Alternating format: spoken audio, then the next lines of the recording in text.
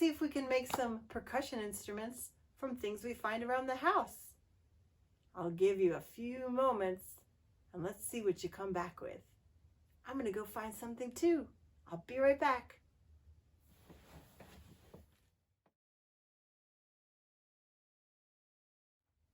Look what I found. A pot and a spoon. This could be a drum.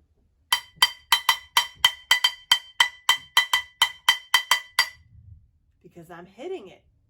And you know, percussion instruments, you hit them and you can shake them and you can scrape them. I'm hitting this pot, so I think it's a percussion instrument. What do you think?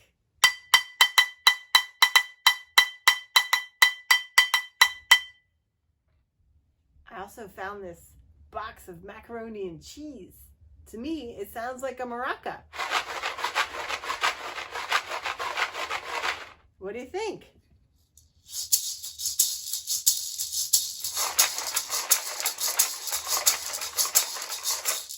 Did you know macaroni and cheese are a percussion instrument?